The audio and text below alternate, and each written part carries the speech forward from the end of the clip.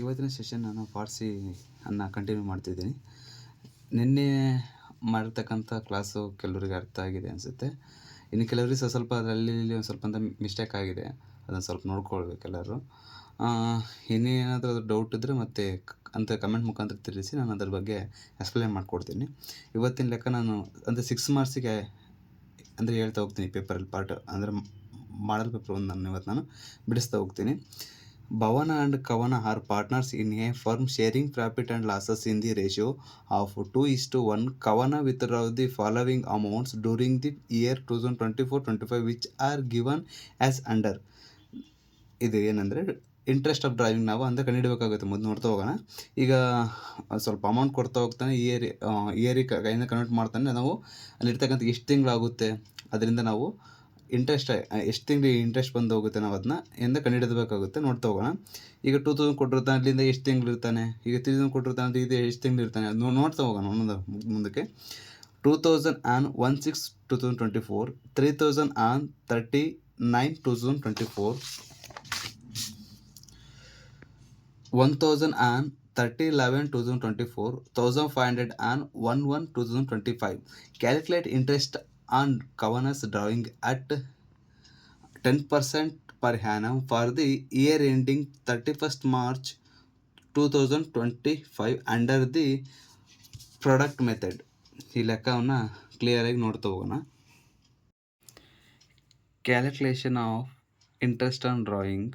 ಇದರಲ್ಲಿ 4 ಕಾಲಮನ್ನು ನಾವು ಹಾಕೋಬೇಕಾಗುತ್ತೆ. Date of drawing, amount, outstanding months ಮತ್ತು ಪ್ರಾಡಕ್ಟ್ 4 ಕಾಲಮ್ ಹಾಕ್ಕೊಂಡು ಇದರಲ್ಲಿ ಫಸ್ಟ್ನೇ ಡೇಟಿಗೆ ಏನು ಕೊಟ್ಟಿದ್ದಾನೆ, 1/6/2024ಕ್ಕೆ 2000 ಕೊಟ್ಟಿದ್ದಾನೆ. 30/9/2024ಕ್ಕೆ 3000 ಕೊಟ್ಟಿದ್ದಾನೆ. 30/11/2024ಕ್ಕೆ 1000 ಕೊಟ್ಟಿದ್ದಾನೆ. 1/1/2025ಕ್ಕೆ 1500 ಕೊಟ್ಟಿದ್ದಾನೆ. ಈಗ ನಾವು ಇದರಲ್ಲಿ ಎಷ್ಟು ತಿಂಗಳಾಗುತ್ತೆ ಅಂತ ಔಟ್ಸ್ಟ್ಯಾಂಡಿಂಗ್ ಮಂತ್ಸ್ ಅಂದರೆ ಇಲ್ಲಿಂದ ಇಲ್ಲಿಗೆ ಎಷ್ಟು ತಿಂಗಳಾಗುತ್ತೆ. ಈಗಪ್ಪ ಅಂದರೆ 2025ಕ್ಕೆ 6ನೇ ತಿಂಗಳಿಂದ 2025 ಮಾರ್ಚ್ವರೆಗೆ ಎಷ್ಟು ತಿಂಗಳಾಗುತ್ತೆ ಅಂತ ನೋಡ್ತಾ ಹೋಗ್ಬೇಕು. ಈಗ 6, 7, 8, 9, 10, 11, 12, 1, 2, 3 ಎಷ್ಟಾಗುತ್ತೆ, 10 ತಿಂಗಳಾಗುತ್ತೆ. ಓಕೆನಾ.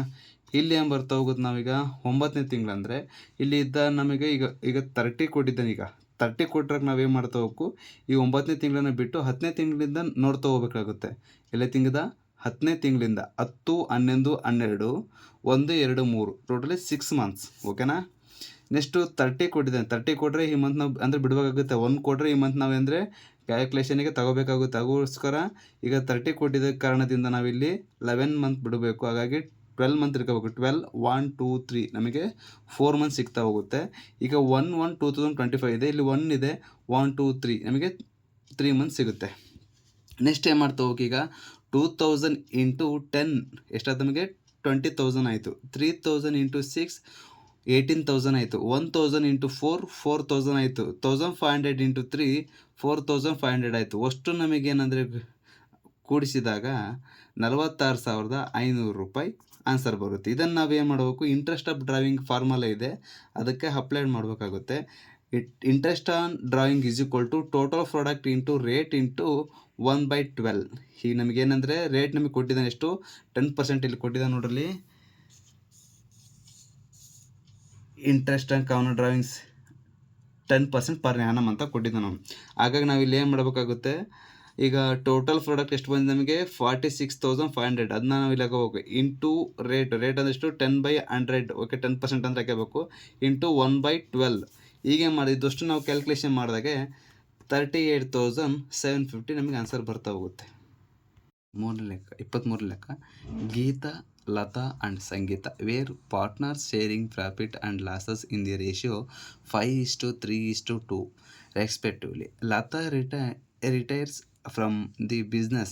Geeta and Sangeeta decided to share futures profit in the ratio 3:2. Calculate gain ratio of Geeta and Sangeeta. ಈ ನೋಡಲಿ, ಈ ಲೆಕ್ಕದಲ್ಲಿ ಹೆಂಗೆ ಕೇಳಿದನಪ್ಪ ಅಂದರೆ ಗೀತಾ, ಲತಾ ಮತ್ತು ಸಂಗೀತ ಅವ್ರ ರೇಷಿಯೋ ಎಷ್ಟಿದೆ, 5:3:2 ಇದೆ. ಹಾಗೆ ಏನು ಮಾಡಿದರೆ ಇದೇನದು ಯಾವ ರೇಷಿಯೋ ಅಪ್ಪ ಅಂದರೆ ಇದು ಓಲ್ಡ್ ರೇಷಿಯೋ ಆಗುತ್ತೆ.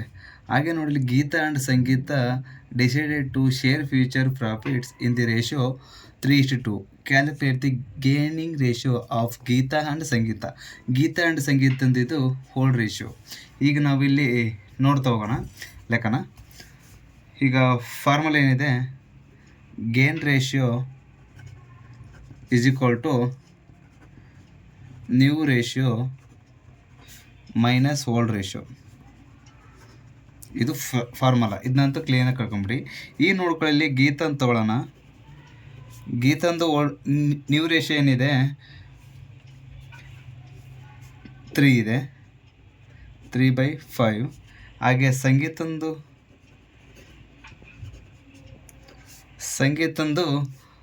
ನ್ಯೂ ರೇಷಿಯೋ ಎಷ್ಟಿದೆ, 2 ಇದೆ, 2/5. ಮೈನಸ್ ಓಲ್ಡ್ ರೇಷಿಯೋ ಎಷ್ಟಿದೆ ನೋಡ್ಕೊಳ್ಳಿ. ಸಂಗೀತಂದು ಎಷ್ಟಿದೆ, ಗೀತಂದು ಎಷ್ಟಿದೆ, 5 ಇದೆ. ಹಾಗೆ ಸಂಗೀತ ಎಷ್ಟಿದೆ, 2 ಇದೆ. ನಾವೇನು ಮಾಡ್ಕೊಳಕ್ಕಿಲ್ಲಿ -5/10 2/10. ಹೀಗೆ ಮಾಡ್ಕೊಳಕ್ಕೆ ನಾವಿಲ್ಲಿ ಡಿನಾಮಿನೇಷನಿಗೆ ತಗೊಂಬರ್ಬೇಕಾಗುತ್ತೆ. ಇದನ್ನ ಏನ್ರಿ ಡಿನಾಮಿನೇಷನ್ಗೆ ಹೆಂಗೆ ಮಾಡ್ಕೊಳೋದಕ್ಕಪ್ಪ ಅಂದರೆ 3/5 ಇಂಟು ಅಂದರೆ ಡಿನಾಮಿನೇಷನ್ ಅಂದರೆ 2/2. ಇಲ್ಲಿ 2/5 ಇಂಟು 2/2. ಈ ನೋಡ್ತಾ ಬರೋಣ. ಈಗ 3 2s 6, 5 2s 10, 2 2s 4, 5 2s 10. ಈಗ ಏನು ಮಾಡ್ತಾ ಬರೋಣ, ಮೈನಸ್ ಮಾಡೋದನ್ನ. ಮೈನಸ್ ಮಾಡೋದಪ್ಪ ಅಂದರೆ 6ಅಲ್ಲಿ 5 ಅಂದರೆ ಈಗ ಓಲ್ಡ್ ರೇಷಿಯೋನ ಮೈನಸ್ ಮಾಡ್ತಾ ಬರೋಣ. 5/10 ಹಾಗೆ ಮತ್ತು 2/10. ಈಗ 6ಅಲ್ಲಿ 5 ಹೋದರೆ 1/10, 4ಅಲ್ಲಿ 2 ಹೋದರೆ 2/10. ನಿಮ್ಗೆ ಆನ್ಸರ್ ಬಂದುಬಿಟ್ಟು 1:2. ಇದೇನದು ಗೇನ್ ರೇಷಿಯೋ. ಆನ್ಸರ್ ಬಂದುಬಿಟ್ಟು 1:2. ಇದು ಯಾವ ಲೆಕ್ಕಪ್ಪ ಅಂದರೆ death problem. XYZ were partners sharing profit and losses in the ratio 2:2:1 respectively.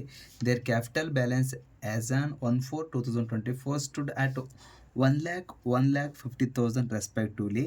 Why did on 31st December 2024 the partnership did provides the following: interest on capital 10%, salary to Y 3,000 per month, Y shares of goodwill of the firm is valued 45,000 as 26. Y share of profit up to the date of death on the basis of previous year profit for the previous year was 60,000. Prepare Y's capital account. ನಾವೇನು ಮಾಡ್ಬೇಕಪ್ಪ ಇಲ್ಲಾಂದರೆ prepare Y's capital account. ಅದಕ್ಕೆ ಮುಂಚಿತವಾಗಿ ಒಂದು ಹೇಳ್ತಾ ಹೋಗ್ತೀನಿ ನೋಡಿ. ಇಲ್ಲಿ ಈಗೇನಪ್ಪ ಅಂದರೆ XYZ ಇರ್ತಕ್ಕಂಥ 3 ಜನ ಪಾರ್ಟ್ನರ್ಸ್ ಅದಾರೆ. ಅದರಲ್ಲಿ ಏನಪ್ಪ ಅಂದರೆ Y ಇರ್ತಕ್ಕಂಥ ವ್ಯಕ್ತಿ ಸತ್ತೋಗಿದೆ. ಅವನಿಗೆ ತಂದಿರ್ತಕ್ಕಂಥ ಗುಡ್ವಿಲ್ ಆಗಿರ್ಬೋದು, ಅವನು ಇರ್ತಕ್ಕಂಥ ಮಾಡಿರ್ತಕ್ಕಂಥ ಲಾಭಾಂಶ ಆಗಿರ್ಬೋದು, ಒಂದು ಸ್ಯಾಲ್ರಿ, ಒಟ್ಟು ವಾಟ್ ಎವರ್ ಮೇ ಬಿ ಏನಾದರೂ ನಾವು ಅವನಿಗೆ ಅವನದು ಅಕೌಂಟ್ ಅವ್ನು ಸತ್ತಿದ್ದಾನೆ ಅಂದಮೇಲೆ ನಾವು ಅವನಿಗೆ ಏನು ಬರುತ್ತೋ ಅದು ನಾವು ಅವನಿಗೆ ಕಳಿಸ್ಬೇಕೆಲ್ಲ. ಅದನ್ನು ಅವನು ಸತ್ತಿದ್ದಾನಂದರೆ ಅವರ ನಾಮಿನಿ ಯಾರಿರ್ತಾರೋ ಅವ್ರಿಗೆ ಅಂದರೆ ಕೊಡಬೇಕಾಗುತ್ತೆ.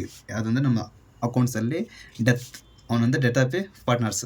ಈಗ ನೋಡ್ತಾ ಹೋಗೋಣ, ಒಂದೊಂದು ಅಡ್ಜಸ್ಟ್ಮೆಂಟ್ಗಳು ನೋಡ್ತಾ ಹೋಗೋಣ. ಜಾಸ್ತಿ ಏನು ನೋಡೋದು ಬೇಡ. ಅಡ್ಜಸ್ಟ್ಮೆಂಟು ಇದು ಏನಪ್ಪ ಅಂದರೆ ರುಪೀಸು, ಇದು ಪರ್ಟಿಕ್ಯುಲರ್ಸ್ ಅಂತ ಹಾಕಿಬಿಟ್ಟು ಸಾಕಷ್ಟೇ. ಪರ್ಟಿಕ್ಯುಲರ್ಸ್ ನಾವೇನು ಮಾಡೋಕ್ಕಪ್ಪ ಅಂದರೆ ಎಲ್ಲ ಎಂಟ್ರಿಗಳ್ಸ್ ಈಗ ಬೈ ಸೈಡ್ ಬರ್ತಾ ಹೋಗುತ್ತೆ. ಏನು ಬೈ ಸೈಡ್. ಈಗ ಫಸ್ಟ್ ಇಂಟ್ರೆಸ್ಟ್ ಆನ್ ಕ್ಯಾಪಿಟಲ್, ಸಾರಿ ಅದಕ್ಕಿಂತ ಮುಂಚಿತವಾಗಿ ಏನಿದೆ ಅವನಲ್ಲಿ 1,00,000 ರೂಪೀಸ್ ಇದೆ ಅಂತ ನಮ್ಮ ಬೈ ಬ್ಯಾಲೆನ್ಸ್ ಬ್ರ್ಯಾಡ್ ಡೌನ್. ಓಕೆನಾ, ಇಲ್ಲಿದೆ ನೋಡಿ. ಇದು 1,00,000 ಇರೋದು ಎಕ್ಸ್ದು, ಇದು 1,00,000 ಇರೋದು ವೈದು. ನಮಗೆ ಯಾರಿಗೆ ಬೇಕೀಗ, ಯಾರು ಕ್ಯಾಪಿಟಲ್ ಮಾಡ್ತೀರಿ, ವೈ ಕ್ಯಾಪಿಟಲ್ ಅಕೌಂಟ್. ಅದಕ್ಕೋಸ್ಕರ 1,00,000 ತೊಗೊಂಡಿದ್ದೀನಿ ಇಲ್ಲಿ. ನೆಕ್ಸ್ಟ್ ಟೈಮ್ ಬರ್ತಾ ಹೋಗುತ್ತೆ interest on capital by interest on capital account. ಓಕೆನಾ, ಹೀಗೆ ಮಾಡ್ತಾ ಹೋಗ್ಬೇಕು. ನಾವಿಲ್ಲಿ ಇಂಟ್ರೆಸ್ಟ್ ನೋಡ್ತಾ ಹೋಗ್ಬೇಕು. ಎಷ್ಟಿದೆ ನಾವಿಲ್ಲಿ, ಇದು 1,00,000 ನೋಡ್ತಾ ಹೋಗ್ಬೇಕು. 1,00,000 ಇಂಟು 10/100 ಇಂಟು ಅವನಿಲ್ಲಿ ಎಷ್ಟು ಈ ವರ್ಷದಲ್ಲಿ ಎಷ್ಟು ತಿಂಗಳದಾನೆ ಇಲ್ಲಿ ನೋಡಿ. ಇಲ್ಲಿ 31st 12/2024. ನಾವಿಲ್ಲಿ ಏಪ್ರಿಲಿಂದ ನಾವಿಲ್ಲಿ ಕೌಂಟ್ ಮಾಡ್ತಾ ಬರಬೇಕು. April, May, June, July, August, September, October, November, December. ಓಕೆನಾ, ಡಿಸೆಂಬರ್ ಎಷ್ಟು ಮಂತ್ ಆಯ್ತು ನಮಗಿಲ್ಲಿ 9 ತಿಂಗಳಾಯಿತು. ಹಾಗಾಗಿ 9/12 ಇವಷ್ಟು ಕ್ಯಾಲ್ಕುಲೇಷನ್ ಮಾಡಿದಾಗ ನಮಗೆ 7,500 ಬಂತು. ಇಲ್ಲಿ ಒಂದು ಮುಗೀತು. ಸೆಕೆಂಡ್ ಏನಿದೆ, by salary by partners salary account. Salary ಇದ್ರಲ್ಲಿ ನಾವು ಏನು ಮಾಡ್ತಾ ಹೋಗ್ಬೇಕು, 3,000 ಇದೆ. ಅವ್ನು ಎಷ್ಟು ತಿಂಗಳು ಇಲ್ಲಿ ವರ್ಕ್ ಮಾಡಿದ್ದಾನೆ, 9 ತಿಂಗಳು. 9 3 27,000 ರೂಪಾಯಿ ಆಯಿತು. ಓಕೆನಾ. Next, Y's share of goodwill of the firm is valued 45,000 ಇದೆ. ನಾವೇನು ಮಾಡ್ತಾ ಬರೋಕಪ್ಪ ಅಂದರೆ ಒಂದು ನೋಟ್ ಬರ್ಕೊಂಬಿಡೋಣ ಇಲ್ಲಿ. ಏನಪ್ಪ ಅಂದರೆ ಫರ್ಮ್ ಗುಡ್ ವಿಲ್ ಎಷ್ಟಿದೆ, 45,000 ಇದೆ. Y's share of goodwill shares of goodwill ಎಷ್ಟಿದೆ ನಮಗಿಲ್ಲಿ, 45,000 ಇಂಟು 2/5 ಎಷ್ಟಾಗುತ್ತೆ, 18,000 ಆಗುತ್ತೆ.